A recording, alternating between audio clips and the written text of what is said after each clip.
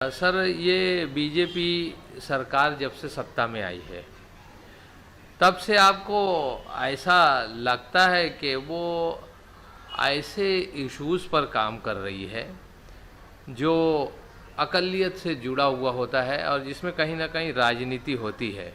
और जब से ये सरकार सत्ता में आई है वो सोचती है कि जब हम अक़लियत को तकलीफ़ देते हैं तो कहीं ना कहीं अक्सरियत का वोट बैंक हमारा बढ़ता है और वो एक तबके की नाराज़गी को मोल लेकर अक्सरियत को खुश करने का काम करती है। बिल्कुल महसूस करता हूँ। देखिए, जो बीजेपी है, आरएसएस है, ये कम्युनल और फासिस्ट पार्टियां हैं और इन पार्टियों की बुनियाद ही नफरत और झूठ पर रखी गई। और ये पार्टियां चाहती हैं कि हम अक़लियत को टारगेट करें और अक़लियत को जब हम टारगेट करेंगे तो उससे जो कट्टर हिंदू हैं वो बहुत खुश हो जाएंगे और हमें वोट देंगे। ये पूरा जो नरेंद्र मोदी की जो सियासत है, ये सियासत ही नफरत की बुनियाद पर कायम है। आप देखिए अभी यूपी में क्या हो रहा है। यूपी में ये लोग कहते हैं कि हम मुगलों का नामो निशान मिटाएंगे। अच्छा। अब इन्होंने मुगल सराय का नाम बदल दिया है दीनदयाल उपाध्याय नगर करके। अच्छा। अब उस पर एक लतीफा चला है कि अब ये लोग मुगलाई पराठा का नाम पंडित दीनदयाल उपाध्याय पराठा रखने जा रहे हैं। ऐसा लोग लतीफा बना रहे हैं। तो इनके तो खून में ही नफरत है। और ये जो अंग्रेजों का की जो पॉलिसी थी, फूट डालकर हुकूमत करो, तो ये लोग हिंदू मुसलमानों को हाँ। लड़ाकर हुकूमत करना चाह रहे हैं। और जी चूंकि जी जी। पटना में खुदा बख्श लाइब्रेरी जो है, वो मैंने कहा कि गंगा जमनी तहजीब की निशानी है, तो वो बीजेपी की आंख में खटक अच्छा। रही है वो लाइब्रेरी। और जो नीतीश करना कुमार चाहते हैं, हैं। वो तो आजकल बीजेपी की कठपुतली बने हुए हैं। तो ये लोग नीतीश कुमार को नचा के ये लोग लाइब्रेरी को जमींदोज करना चाह रहे हैं। बिल्कुल। ये ऑल इंडिया अच्छा। पैटर्न है। जी। समाज के जो ज्ञानी लोग हैं जो अपनी जगह पर एक मकाम रखते हैं और लाइब्रेरी के कर्जन रीडिंग रूम के डिमोलिशन के ख़िलाफ़ हैं और राजनीति कहीं ना कहीं हो रही है, जैसा कि आपने बताया कि टेंडर माफिया पूरी तरह से इस मामले में सतर्क है। तो कुछ ऐसे लोग भी हैं जो इस तरह की इमारतों को या जो अक़लियत से ताल्लुक़ रखती है उन इमारतों को फाइंड आउट करके उसको टारगेट किया जा रहा है। बिल्कुल है, क्योंकि ये तो माफिया है। क्योंकि हुकूमत अभी बिहार सूबे में बीजेपी हुकूमत है और हिंदुस्तान भी दिल्ली में भी बीजेपी हुकूमत में है। तो ये लोग इस टाइप का सॉफ्ट टारगेट खोज रहे हैं। और अभी का जो माहौल जी। है, इनको लगता है कि जो अक़लियत की चीजें हैं वो सॉफ्ट टारगेट बन रही हैं, नरम निशाना बन रहे हैं। तो इसलिए ये लोग इस तरह के अच्छा। सॉफ्ट टारगेट को ये करते हैं और उसको अपने हिट लिस्ट पर रखते हैं और फिर उसको जमींदोज करके ये सब करके एक कॉम्युनल पोलराइजेशन करते हैं, है ना। और जी। उसमें ही ये लोग फिर अपना पैसे भी बनाते हैं और वोट भी बनाते हैं। ये वोट बैंक भी इनका चलता है और जो रुपए का बैंक है वो भी चलता है, नोटों का बैंक। हमारे साथ जुड़े हुए हैं एक साहब जिनका ताल्लुक़ बिहार से है, खलीकुज़्ज़मा नुसरत साहब। कई किताबों के खालिक है और तहकीक के लिए अक्सर खुदा बख्श ओरिएंटल पब्लिक लाइब्रेरी जाते रहते हैं और मैं समझता हूँ कि बहुत सी लाइब्रेरियों से उन्होंने फ़ायदा हासिल किया है। तो नुसरत साहब हमारे साथ मौजूद हैं। मेरी आवाज़ उन तक पहुँच रही होगी नुसरत साहब, आप तक मेरी आवाज़? जी जी आवाज़ पहुंच जी रही है जी। आपकी? जी आ रही है आपकी आवाज़। जी जी। शेयर कीजिए नुसरत साहब। हाँ, जी। कुछ मैं खुदा बख्श के बारे में, जैसा कहा गया था हमको, खुदा बख्श क्या, हिंदुस्तान की कई लाइब्रेरियों में जाता रहता हूँ मैं। खुदा जी। बख्श तो मेरा घर आंगन है। और जब भी कोई हमारे कॉलेज से या हमारे गांव से पटना जाता था और वो वापस आता था, तो मैं क्या, बहुत से लोग पूछते थे कि तुमने अच्छा। खुदा बख्श देखा? जैसे आगरा जाते हैं तो लोग कहते हैं कि ताजमहल देखा। तो ताजमहल के बगैर आगरा जो है नामुकम्मल है। इसी तरह हम लिटरेचर वालों के लिए खुदा बख्श का जिक्र किए बगैर अदब का भी जिक्र जी। करना मुनासिब नहीं है। वहाँ ऐसी ऐसी किताबें हैं, पुरानी पुरानी किताबें। एक बार वो सरफरोशी की तमन्ना अब हमारे दिल में देखना है है। जोर कितना बाजुए देखना कातिल है में जोर है। कितना बाजी कातिल में है। इसको साबित करने के लिए मैंने नोट तो कर लिया था, लेकिन इसका प्रूफ चाहिए था। तो मैं खुदा बख्श लाइब्रेरी में गया और घर गया था। वहाँ से 1 हफ्ता मैंने खुदा बख्श लाइब्रेरी में निकाला, सामने सब्जी बाग के एक लॉज में ठहरा, और हर रोज़ सुबह में जैसे ड्यूटी देते हैं उसी तरह 1 हफ्ता तक मैं वहाँ, इससे जब भी जाना होता है तो वहाँ सामने लॉज है। तो वो सरफरोशी की तमन्ना अब हमारे दिल में है। जब मैंने खुदा बख्श लाइब्रेरी में उसके इंचार्ज से जिक्र किया तो उन्होंने बताया कि हाँ ये किताब है, हम आपको देते हैं और आप ज़रा इंडेक्स में नंबर निकाल लीजिए। तो एक आयत हस्ती उस किताब का नाम था, शाह मोहम्मद बिस्मी मवादी का वो मजमुआ है, वो उन्होंने निकाल के दिया मुझको। निकाल के मैंने देखा कि इसके पहले सफ़े पे गज़ल है, की तमन्ना अब हमारे दिल करोड़ में, की तमन्ना अब हमारे दिल जोर में है, कितना बाजू देखना है बाजू। जोर कितना बातिल में। ये राम प्रसाद बिस्मिल के नाम से मशहूर है, लेकिन ये है राम शाह मोहम्मद बिस्मिल अज़ीमाबादी। फिर मैंने उसको कई तरीके से साबित किया है, वहाँ कई बार जा करके और भी अशार जब ढूंढते तो उसमें ये भी काम कर लेते थे, देखें कहीं मिल जाए कुछ।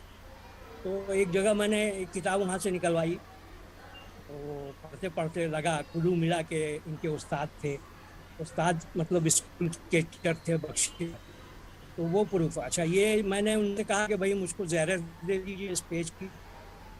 तो उन्होंने कहा कि आप बैठिए मैं मंगवा देता हूँ। तो ये सब भी सहूलतें हैं उनके यहाँ। पूरा एक लाइन से लोग बैठे रहते हैं नीचे, एक ग्राउंड फ्लोर जो है बैठने के लिए है, ऊपर फर्स्ट सेकंड जो है वो किताबों के लिए है, उसमें एंट्री नहीं है हम लोगों की। नीचे हम ग्राउंड फ्लोर में बैठते हैं और वो इंडेक्स है, आजकल तो कंप्यूटर पे हो गया है, और उन्होंने बता दिया हमको कि ऐसे कंप्यूटर पे लिखा दिए जितनी किताबें हैं आप उसमें से नंबर नोट कीजिए और हमको दीजिए। तो वो नंबर उनको देते थे, टेबल के बीच में वो बैठते थे साहब इंचार्ज। तो ये शेर आर्काइव में भी है राम प्रसाद बिस्मिल के नाम से। हालांकि ये शाह मोहम्मद बिस्मिल है, इसके एक लंबी कहानी है, इस ताल्लुक से लंबा दास्तान है, जिसको मैंने अपनी किताब में बरमहल अशार में पेश कर दिया है, लिख दिया है सब। तो खैर उसको रिपीट करने, ये खुदा बख्श लाइब्रेरी में जैसे रिजा लाइब्रेरी है रामपुर की, और हमारे बॉम्बे के जो है अंजुमन इस्लाम है। अंजुमन इस्लाम तो बहुत छोटी लाइब्रेरी है, लेकिन उनको सहूलतें बहुत कम है गवर्नमेंट की अंजुमन इस्लाम को। और ये तो wholly Khuda Bakhsh library wholly owned by the government है, और गवर्नमेंट पूरी तरह उसको मदद करती है। तो इनकी सहूलतें ज़्यादा, इनको पुरानी किताबें बहुत मिल गई है, हाथ से लिखी हुई मैनस्क्रिप्ट जो है उनके यहाँ बहुत है, लोगों ने जमा करवा दिया है बहुत से। इससे हमारी तहजीब का पता चलता है कि हमारी पुरानी तहजीब कैसी थी, किस तरह से हम लोग मिलजुल कर रहते। और वहाँ जाइए ना तो एक ज़ुबान के लोग नहीं रहते हैं, हर एक ज़ुबान के लोग रहते हैं वहाँ रिसर्च करने के लिए, क्योंकि उनके पास मैटर है, हर तरह की किताबें हैं। अब लंदन से अमेरिका से भी लोग आते हैं उर्दू रिसर्च करने के लिए, और टेबल लेके आते हैं अपना अजीब अजीब तरह। हम लोगों को तो हम लोगों ने सोचा भी नहीं था कि उस तरह का टेबल होता है वो ऊपर नीचे करने के लिए। तो बैठ करके वो उसको भी, इंग्लिश की किताबें भी बहुत हैं, इंग्लिश की बहुत किताबें हैं यहाँ, और हिंदी में बहुत सी किताबें हैं। लोग समझते हैं उसमें खुदा बख्श लिखा है तो वो उर्दू की किताबें, नहीं 3 लाख किताबों में बहुत ज़्यादा वो इंग्लिश और उर्दू हिंदी की किताबें हैं, और हिंदी कल्चर की किताबें हैं। हिंदू कल्चर में जो चीज़ है वो आपको वहाँ मिलेगा। अगर आप चाहें कि 2000 साल पहले की का कुछ जानना चाहें बिहार के ताल्लुक से या हिंदुस्तान के ताल्लुक से, तो आप वो निकाल सकते हैं उसके अंदर स्टडी करके। तो लोग खुदा बख्श नाम उसका रह गया है इसलिए कि उसको बनाने वाला खुदा बख्श था। उसने 1400 अपनी किताबों से इसको स्टार्ट किया था, जो आज 3 लाख के करीब किताबें हो गई है। तो लोगों ने भी अपने घर की लाइब्रेरियाँ डोनेट की है। जैसे सैयद सुलेमान नदवी के यहाँ दसना के रहने वाले थे, पटना से करीब है, वहाँ सैयद सुलेमान नदवी के गांव में भी एक बहुत बड़ी लाइब्रेरी थी। वहाँ बड़े बड़े मुजीब अशरफ वगैरह अपने बॉम्बे यूनिवर्सिटी में थे, जो डिपार्टमेंट था उर्दू के बड़े काबिल आदमी थे, वही दसना के थे। दसना की पूरी किताब दे दी गई है, और उनकी किताबों में दाल सीन लिखा हुआ आता है। खुदा बख्श में जो रखा गया है उसमें दाल सीन दसना, उसकी पहचान के लिए कि ये दसना क्या है। तो दसना की किताबें जब हम उनकी पढ़ते हैं कि भाई फला लोगों के पास फला किताब थी, तो हम समझ जाते हैं कि ये किताब वहाँ गई होगी, क्योंकि इन्होंने डोनेट कर दिया होगा तो लोगों ने भी डोनेट किया और आज भी हम लोग कोशिश में लगे रहते हैं कि कुछ लोग डोनेट करें। जैसे दरभंगा के एक साथ हमारे बुजुर्ग थे, वो फारूकी साहब के घर में कम से कम 10 लाख की किताबें, 10 लाख किताबें हैं उनके। तो हम लोग उनके बेटे से बोल बोल के थक गए, और भी लोगों से कि भाई इसको डोनेट कर दिए तो कीड़े खा जाएंगे सर, क्या फ़ायदा होगा देखिए। हम लोग खुद चाहते हैं कोई एक जगह सेंट्रलाइज हो जाए जहां हम आसानी से जा पाएँ। अब उनके यहाँ जाने के लिए क्या है, वो घर का मामला है तो बहुत परमिशन लेना पड़ता है, और फिर दिन में एक बार घुसे उसके अंदर लाइब्रेरी में, घर के अंदर लाइब्रेरी है, कोई पब्लिक के लिए है नहीं, हमारे ताल्लुकात हैं इसलिए हमको जाने दिया जाता था। तो इस तरह का हमने बख्शी साहब का इंटरव्यू पढ़ा, वो अभी नायाब है, कहीं नहीं है बख्शी साहब का, वहीं मैंने पढ़ा, और वहीं उनका इंटरव्यू लिया था किसी शिबली ने। तो इंटरव्यू में बताया है कि बख्शी से पूछा गया कि बख्शी ने पूछा राम प्रसाद बिस्मिल से कि ये जो गज़ल तुम पढ़ते हो वो उसको किसने लिखा है। तो राम प्रसाद बिस्मिल ने कहा कि ये गज़ल मेरी नहीं है, मैंने नहीं कही है। वो अपने ज़बान में हिंदी वाले जैसा बोलते हैं कि मेरी लिखी हुई नहीं है, ये जो है किसी पटना के किसी साहब की है, बिस्मिल की है, मेरी नहीं है। खुद एतराफ़ किया उसने। तो ये सब पब्लिक में कहाँ मालूम, मैंने उसको हाईलाइट किया है। तो बहुत बहुत शुक्रिया खलीकुज्जमा साहब, आपने बहुत अच्छी मालूमात फराहम की। मैं अब चलता हूँ फिर अमिताभ कुमार दास के पास। दास साहब, आपने बताया कि अशोक राजपथ के ऊपर खुदा बख्श ओरिएंटल पब्लिक लाइब्रेरी है। मैं समझता हूँ कि वो रोड जो है, उस रोड पर और भी कई इमारतें हैं जो 100-125 साल पुरानी हैं, जैसे DN कॉलेज है, पटना डेंटल कॉलेज है, और एक गिरजाघर है, और उर्दू एकेडमी का ऑफिस है। तो ये सब पुरानी इमारतें हैं। कि आपको लगता है कि खुदा बख्श लाइब्रेरी के साथ इन इमारतों को भी नुकसान पहुंचने वाला है? जी जी, ये ऐसा है कि ये जो फ्लाई ओवर बनेगा ये पूरे अशोक राजपथ के ऊपर से जाएगा, है ना। और अगर आपको पटना का आइडिया है तो ये कारगिल चौक से लेके NIT मोड़ तक बन रहा है, तो पूरे अशोक राजपथ को कवर करेगा। तो नेचुरल है कि इसमें खुदा बख्श लाइब्रेरी के अलावा भी बहुत सारी जो इमारतें हैं उनको नुकसान होगा। जैसा आपने सही फरमाया कि उसमें एक चर्च है, कैथोलिक चर्च है, वो भी काफी पुराने जमाने का है, और फिर पटना डेंटल कॉलेज, ये सब है। तो बहुत सारी तारीखी इमारतें हैं, उनको नुकसान होगा। खुदा बख्श लाइब्रेरी है सबसे जी।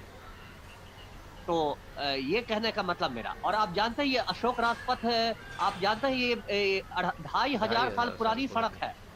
जो बादशाह अशोक हुआ करते थे, एम्परर अशोक, वो 2500 साल पहले इसी रास्ते से जाते थे गंगा नदी में नहाने के लिए। तो उन्हीं के नाम पर ये अशोक राजपथ पड़ा है, अशोक हाईवे पड़ा है। तो ये 2500 साल पुरानी सड़क है। तो उस सड़क के किनारे किनारे बहुत सारी तारीखी इमारतें हैं, और ये टेंडर माफिया उन सभी इमारतों को जमींदोज करने पर आमादा है। और इसी के खिलाफ अब हमने सर पर कफन बांध लिया है, और ये अब आर पार की लड़ाई होगी, है ना। मैं मैदान जंग में उतर चुका हूँ, और मैं आपको बता दूं कि खुदा बख्श लाइब्रेरी को बचाने के लिए जो पहली शहादत होगी, पहली शहादत वो अमिताभ कुमार दास की होगी। मैं अपने जीते जी खुदा बख्श लाइब्रेरी की एक ईंट को नुकसान नहीं पहुंचने दूंगा। ये बात मैं आपसे कहता हूँ। भाई, हम अशोक, आपके इस जज्बे को हम सलाम करते हैं, अमिताभ कुमार दास साहब। और आज हम अपने DNC चैनल के माध्यम से ये चाहते हैं कि आप क्या संदेश लोगों को और देना चाहते हैं? अब संदेश मैं क्या दूंगा, मैं तो फिर वही बात कहता हूं कि खुदा बख्श लाइब्रेरी को बचाना है और माफिया से लोहा लेना है।